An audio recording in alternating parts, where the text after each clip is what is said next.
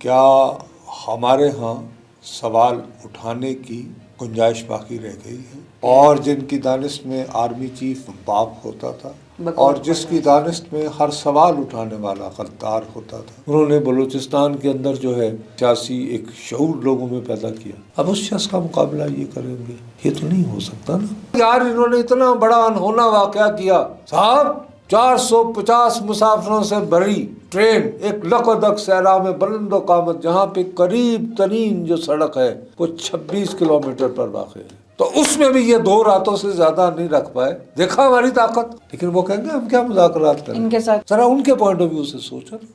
ये बात आपकी बिल्कुल दुरुस्त है कि ये सोचने की बात है कि ये क्यों हुआ और इसके बारे में सवालात उठाने चाहिए थे। लेकिन सवाल उठता है कि क्या हमारे यहाँ सवाल उठाने की गुंजाइश बाकी रह गई है? तो मैं निहायत दयानतदारी से ये इतराफ़ करता हूँ कि नहीं। और उसकी बुनियादी वजह जो है वही जमात है जो चंद ही साल कबल तक सेम पेज पर जो है वो रक़्स फरमा रही थी अभी भी वो और जिनकी दानिश में आर्मी चीफ बाप होता था और जिसकी दानिश में हर सवाल उठाने वाला गद्दार होता था और वो काबिल ताज़ीर हुआ करता था। बहरहाल उससे पहले भी लेकिन यहाँ पर 1950 की दहाई से ये तय कर दिया गया है कि जी कुछ मसाइल ऐसे हैं जिसमें आप जो आम आदमी है शूदर वूदर आपको उस मामले में घुसने की बोलने की अगर आप नहीं, वो दायरा है, अगर आप उसमें जाएंगे तो वो भ्रष्ट हो जाएगा वो पूरा मसला, तो आप बाहर ही रहें। वो जैसे हमें बचपन में पढ़ाया गया था कि वो जो शूदर होते थे उनके कानों में अगर ऋग्वेद वगैरह का कोई लफ्ज़ कोई आवाज़ आ जाती थी तो उनके कानों को शीशा भर दिया करते थे कि वो बहरा हो जाए, उसको फिर आगे उसके बाद आवाज़ ही ना आए। ये बात तो एक अपनी जगह है। दूसरी तरफ ये कि हम लोगों को फेयर भी होना चाहिए। बात ये है कि हम में से कितने लोग जो है वो बलूचिस्तान की टरेन से वाकिफ़, उनकी हिस्ट्री से, इश्यूज से, ये अरे बीबी इश्यूज तो बहुत बाद में आएंगे ना। सबसे पहले के पाकिस्तान का एक सूबा है, रकबे के एतबार से सबसे बड़ा सूबा है। मतलब लैंड एरिया वाइज वो हमारा सबसे बड़ा सूबा है। पाकिस्तान का रकबे के एतबार से सबसे बड़ा सूबा है। उसमें जो सबसे मुश्किल एरिया है वो है वादी बोलान। अब वादी बोलान जो है वो प्राइमरली पंजाब के जो जनूबी अजला हैं उनको कनेक्ट करता है बलूचिस्तान से, ठीक है। अब ये जो रेलवे लाइन तामीर हुई है ये अपनी तरफ से एक हवाले से फ़न तामीर का एक मोजज़ा है, एक आर्किटेक्चुरल जो है ना मिरेकल, एक नहीं मिरेकल तो खैर नहीं, मतलब यू कैन से कि it's surprise, it's quite stunning है। और इसकी तामीर जो है इसका आइडिया 1859 में नहीं 69 में 1869 में बरतानिया ने सोचा था। असल में एक जंग हुई थी जो बड़ी मशहूर है 1842 वगैरह में, वो जो कहा जाता है कि जी वो कोई एक अंग्रेज़ बच के नहीं आया था, एक डॉक्टर था जो घोड़े पे बैठ के तो बुरे हालों में था और बाकी पूरी बरतानिया की फ़ौज जो है वो अफ़गानों ने तबाह कर दी थी। उस वक्त भी अंग्रेज़ों को पंजाब से जाने नहीं दिया था अफ़गानिस्तान महाराजा रंजीत सिंह ने। उसने कहा था I will not give you my territory. और वो इतना चालाक आदमी था कि जाहिर है कि इनको बलूचिस्तान के ज़रिए जाना पड़ा। जब ये बलूचिस्तान के ज़रिए गए तो इसने क्या किया कि जिस दौरान ये अफ़गानिस्तान में मसरूफ़ थे तो इसने पेशावर और जलालाबाद ले लिए, क्योंकि Peshawar used to be winter capital of Afghanistan those days. Anyway, तो उसके बाद जब हुआ तो ये बात हमारी तारीख़ में हमें कभी नहीं बताई जाती कि उसके बाद अंग्रेज़ों ने जंग की थी, उसको कहते हैं war of retribution. War of independence तो सुना था, but of course war of retribution. और वो बहुत बर्बरियत के साथ हमला किया था अंग्रेज़ों ने अफ़गानिस्तान पे। और उसके बाद से थ्रू आउट बीबी अंटिल 1947 अफ़गानिस्तान एक आज़ाद मुल्क होते हुए भी जो है वो बरतानिया की मदद से चलता था।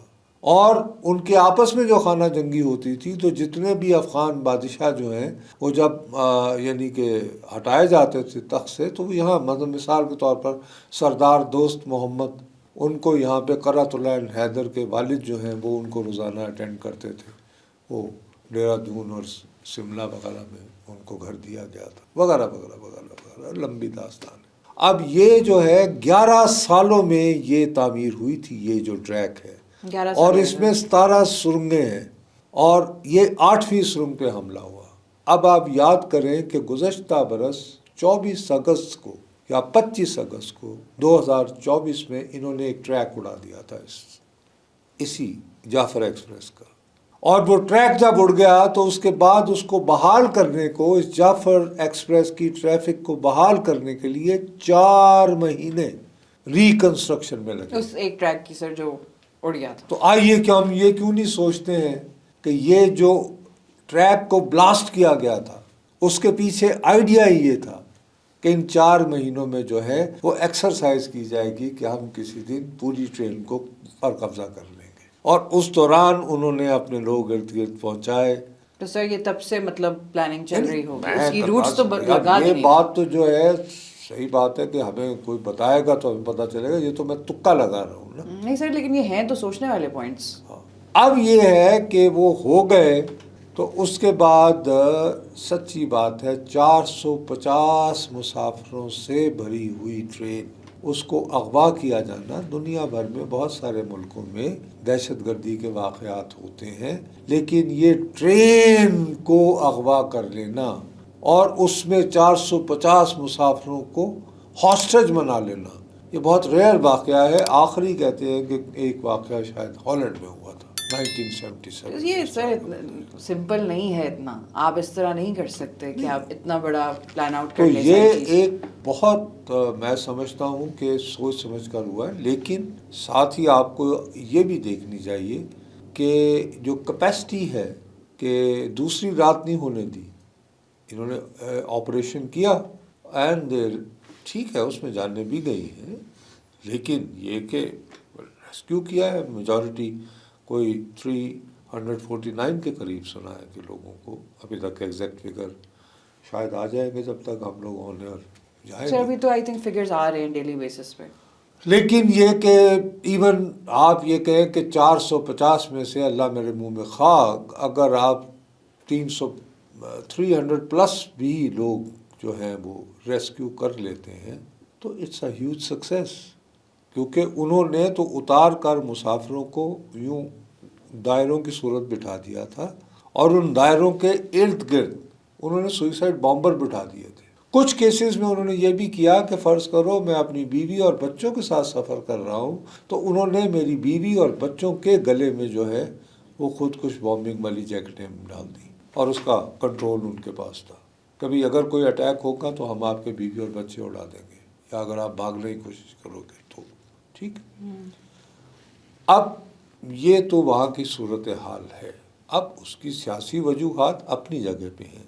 मैं बलूचिस्तान के एहसास महरूमी के बारे में जिन लोगों ने गैर बलूच होते हुए भी सबसे ज़्यादा शोर मचाया है, मेरा ख्याल है मैं उन चंद सहाफ़ियों में से एक हूँ कि जो पैदा और बड़ा लाहौर में हुआ है। मैं पंजाबी हूँ, I am not apologetic of being Punjabi, लेकिन मैंने बलूचिस्तान में गुर्बत और इस्तेसाल और रियासती इदारों का रवैया लोगों के साथ देखकर 70 की दहाई से मैं शोर मचा रहा हूँ। एक्सप्लॉइट किया गया है। हैविंग सेड दैट, मैं ये कहता हूँ कि क्या ये हुकूक की जंग है कि आप बसें अगवा कर लेते हैं और कहते हैं कि जी अच्छा इस नस्ल के लोग इस तरफ हो जाएं, इस तरफ हो जाएं, और जो एक गैर नस्ल के जो गैर बलोच लोग हैं या वो बराबरी नहीं बोल पाते हैं उनको आप गोलियों से भून दें। तो ये हुकूक की जंग तो ना रही, ये तो आप फिर एक एथनिक क्लिनजिंग कर रहे हैं ना, ये तो नस्ली मुनाफरत कर रहे हैं यार। उसके बाद मैं अगर लाहौर के थड़े में बैठ कर एक गरीब, अब ये लोग जो आ रहे थे ये ट्रेन में, ये कौन है भाई?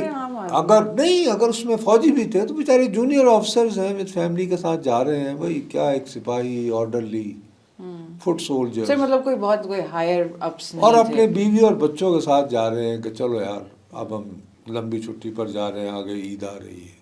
अगर भाई वो किसी जोगे होते तो वो बेचारे अपना वो क्या ट्रेन में सफ़र करते, प्राइवेट जेट लेके चले जाते सर, अगर इतना ही था। सीधी सी बात है। अच्छा, दूसरी बात ये है कि जो बहुत कम लोगों को मालूम है, ये SOPs हैं। फौजी जब छुट्टी पे जाता है तो उसको हथियार जमा करवा के जाना पड़ता है। वो ही travels like an ordinary civilian. उसके पास कोई हथियार नहीं होता, वो हथियार रखने का हकदार नहीं है। Please try to understand. वो उसके पास कोई ऐसा यानी कि ये SOP है, ये रूल है। तो आप उसमें घुसकर एक जब करके और इस तरह जब आप ये तासुर देंगे तो मेरे जैसे लोग दुनिया भर में जहाँ भी हुकूक की जंग हुई है, हकूक के लिए जद्दोजहद हुई है, तो वो ये कोशिश करते हैं कि दुनिया के जो दीगर लोग हैं वो हमारे दुख का एहसास करें।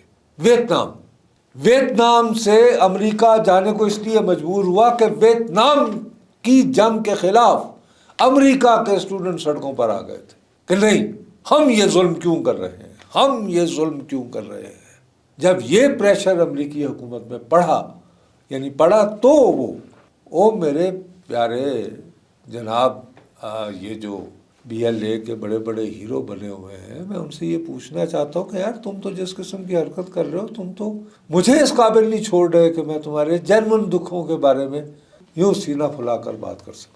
तुम एक गरीब आदमी को निशाना बना रहे हो यार, जिसकी सिर्फ ना कोई गलती होगी, ना कोई पॉलिटिकल मूव्स होंगे, ना उसके कोई मोटिव्स होंगे। और बाकी ये जो हजरात हैं, मकसद ये कि मैं बड़ा फ़ख्र महसूस करता हूँ कि मैंने 1969 की दहाई से गौस जिंजो साहब के कदमों में बैठकर मैंने सीखा है थोड़ा सा बलूचिस्तान।